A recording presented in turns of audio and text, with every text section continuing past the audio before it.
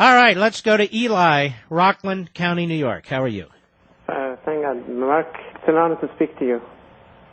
I want to add on what you said. Why is it that each president can always tell the Israelis what to do, and why don't they tell Abbas that he still has a kidnapped soldier in Gaza from Israel? And actually, I wanted to remind that also Nancy Pelosi, when she was in Israel, she said, "Oh, I won't be silent until you get back the 3 kidnapped soldiers."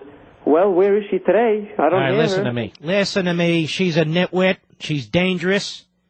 You expect her to support Israel when she doesn't even support her own country in a war against terrorism? Nope. And as for an Israeli soldier that the enemy is capturing, you know, the fact of the matter is, I don't think the Israelis are ever going to get that soldier back.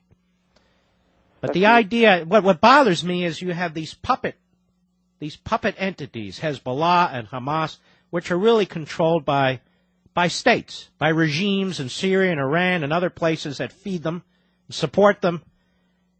And to invite Syria to send a representative to a peace conference is so obnoxious. When the goofball that runs that country, that has a head shaped like Rhode Island, when that guy is behind the assassination of real Democrats in Lebanon, is a disgrace. I don't know what the hell Condoleezza Rice is up to. I don't know what the president thinks is going on here, but it's very troubling to me. We're in the middle of a war against these people, and this is not how you deal with it. Thank you for your call. Henry, Montgomery County, Maryland, WMAL. Go. Mark, I don't understand this. Bush is supposed to be for the state of Israel. He's not supposed to be for all these terrorists who are out to destroy the state of Israel. Well, Henry, I don't even understand how this helps American foreign policy. Let's put Israel aside for a minute. We are prepared to create and have and are a forum for the very forces we're warring against? What is that? We need to put Bibi Netanyahu. Netanyahu needs to get back in charge of Israel immediately and get this place straightened out. This Omar's a joke. It's a joke. The whole situation is just going to fall apart if it don't get a grasp of it now. All right, my friend. Thank you for your call. Well, it looks like a lot of people are troubled by this. David, Seattle, KVI. How are you, sir? Hi, I'm good. First-time caller. I wanted to say that the only reason Bush is doing this to say, look what I did. Bill Clinton did the same thing, and look what it got them. Land for peace is not going to work. Look at what happened in Gaza.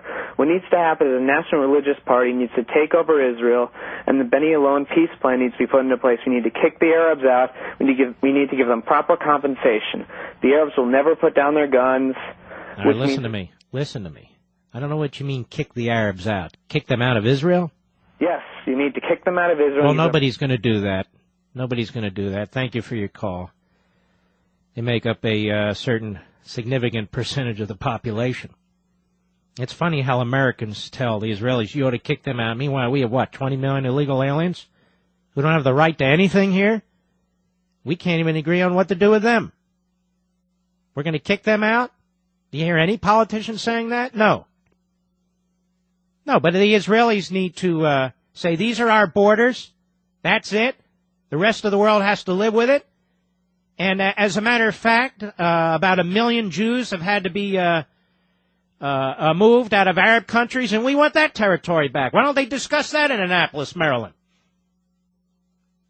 I mean, can you imagine the United States if we were surrounded by terrorist regimes and people were coming in to our country and blowing themselves up?